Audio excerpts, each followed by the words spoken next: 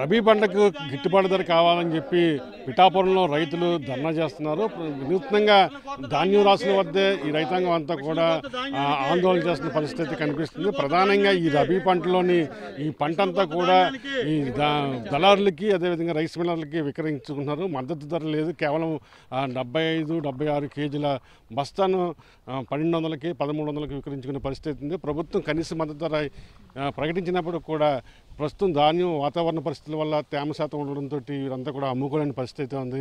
దీంతో రైతాంగం అంతా కూడా ఒక వినూత్నమైన నిరసన కార్యక్రమాన్ని చేపట్టారు. చెప్పండి, ఈవేళ మీరు ఎందుకు నిరసన తెలుపుతున్నారు? ఇక్కడ కారణం ఏంటి? మాకు పెట్టుబడి ధర కెడతలేదండి. మాకు ఎకరా 40,000 చిట్టు కడతామండి. మరి పెట్టుబడి ధర మాకు కెడతలేదండి.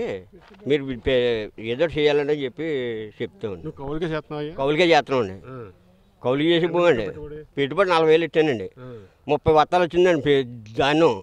రేటేమో 1200 మంది చూశాడు. అదే ప్రభుత్వం ధాన్యం కొంటుంది కదా, మీరు ఎందుకు వర్షాలండి? వర్షాలు వచ్చి మీద పడిపోతున్నాయి. ఈ ధాన్యాలు ఏమో ఆడతలేదు. వీళ్ళు అడిగిన రేటు మేము ఇచ్చేవాళ్ళు చూస్తుంది. ఇవ్వకపోతే పాడైపోతున్నాయి. ₹6 కూడా రాదని చెప్పి ఇచ్చేస్తున్నాం. అదండి మా పరిస్థితి. ఎంతకు అమ్మారు? నేను 1750కి అమ్మామండి. ఈ ఏడేమో 1300, 1400 తీసేసుకున్నారా? లాసేనా మీకు? మాకు లాసేనండి. బత్తకు ₹300, ₹400 పోతుందండి. ఈ లాస్ అవలెట్టుకుంటారండి. రైతు పెట్టుకోడు.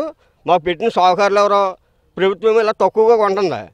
ప్రభుత్వం కొంటుందా, దళారులు కొంటున్నారా? దళారులండి. మరి వాళ్ళు కొనకపోతే మాకు ఆరబెట్టుకునే దారి ఏపడతలేదు. ఇచ్చేవాళ్ళు చూస్తుందా? అంటే ఇప్పుడు ఈ ధాన్యాన్ని ప్రభుత్వం కొంటుందండి. మరి అప్పటిదాకా ఆగుతా లేదండి. ఆరాలంటే ఆకాశం సవనకెత్తలేదు మాకు. దాన్ని బట్టి మేము ఇచ్చేస్తున్నాం ఏదో రేటు. కానీ నువ్వు ఎంత పెట్టుబడి పెట్టావు? ఎంత లాస్ అవుతుంది ఇప్పుడు నీకు? ఎకరానికి 40,000 పెట్టుబడి పెట్టింది. 40,000 పెడితే ఇలాగ ₹1250 అమ్మేమండి.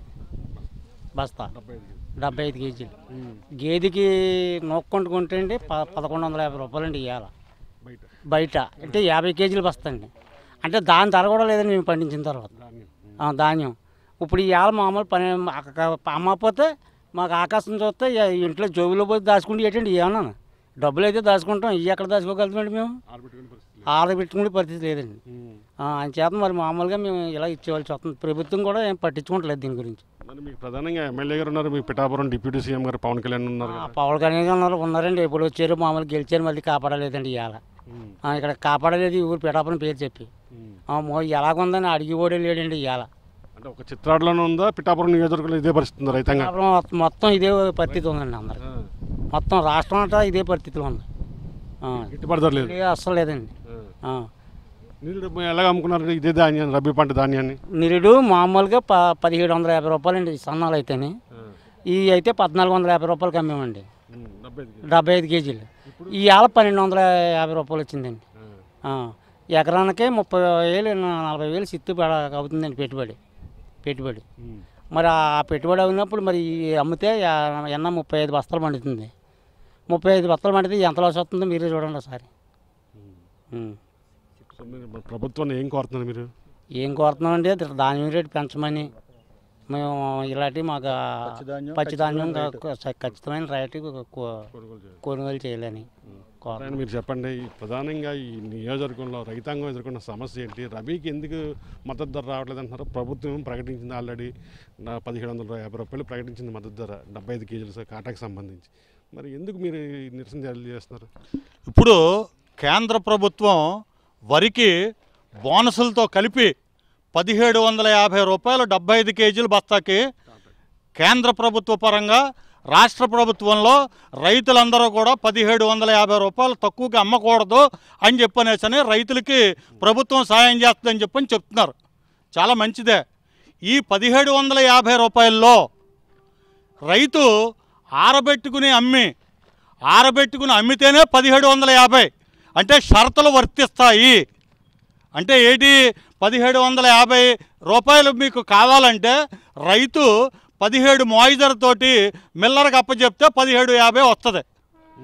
కానీ మిల్లరు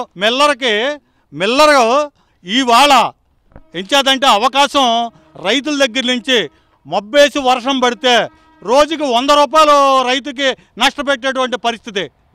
ఈ మిల్లర్లు ఈ పైన ఉన్నటువంటి ఈ సిండికేట్ మిల్లర్ల అసోసియేషన్ సిండికేట్ ఏంటంటే వాళ్ళు కూర్చుని రైతుల్ని ఏ రకంగా నష్టపెడుతున్నాం అన్నది వాళ్ళకి అవసరం లేదు.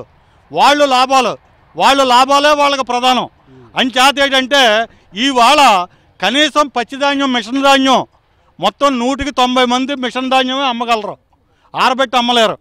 ఆరబెట్టి అమ్మాలంటే ఇటువంటి పరిస్థితుల్లోనూ జరగదు, ఏ గవర్నమెంట్లోనూ జరగదు. అంచేత ఈరోజు ఇక్కడ ఉప ముఖ్యమంత్రి పవన్ కళ్యాణ్ గారు శ్రీకారం చుట్టాలి. అది ఏ రకంగా చుట్టాలి? రైతు పచ్చిధాన్యానికి మొట్టమొదట కోసిన వెంటనే చివరి నిమిషం దాకా ఒకే రేటు, అంటే 1750 రూపాయల్లో ఇవాళ 1250 రూపాయలు నిర్ణయించుకుంటున్నారు. ఏ బేస్లో కొంటున్నారు ఎవరికి తెలియదు. వాళ్ళు ఇష్టం వచ్చినట్టు పెట్టుకున్నారు రేటు. ఎవరు నిర్ణయిస్తున్నారు ఈ 1250 రూపాయలు? ప్రభుత్వం నిర్ణయించిందా, లేదంటే రాజకీయ నాయకులు నిర్ణయించారా? ఎవరు నిర్ణయించారు ఈ రేటు? మిల్లర్లు నిర్ణయించుకునే లాభం కోసం వాళ్ళు ఎదరికి వెళ్తున్నారు వాళ్ళు. అంచేత లాస్ట్ ఇయర్ 200-300 రూపాయలు ఈ సంవత్సరం మీద ఎక్కువ ఉంది. కానీ గవర్నమెంట్ లేదు అన్నది మాకు అవసరం లేదు. రైతుకి పార్టీలతో కానీ కులాలతో కానీ మతాలతో కానీ పని లేదు. గతంలో ఉన్న రేటు ఇవాళ ఉండుంటే ఈ పరిస్థితి లేకపోను. కానీ బస్తాకి రేట్లు పెరిగిపోయాయి, ఖర్చులు పెరిగిపోయాయి. 200 రూపాయలు ఎడిషనల్గా ఇవాళ రైతు నష్టపోయే పరిస్థితి వస్తుంది. కాదు, ఇక్కడ మీకు ప్రధానంగా పిఠాపురంలో పవన్ కళ్యాణ్ ఉన్నారు, ఎమ్మెల్యే కదా, డిప్యూటీ సీఎం కూడా.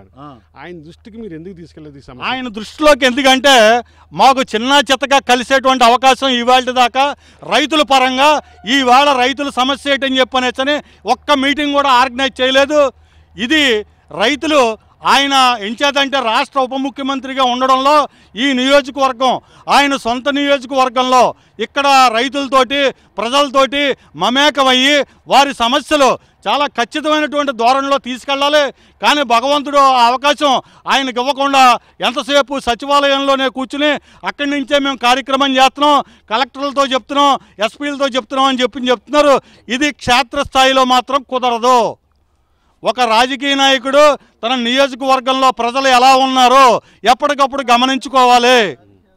ఇవాళ పరిస్థితి ఏంటంటే ఇది విజన్లో వాస్తవ పరిస్థితుల్లో పనికిరావు.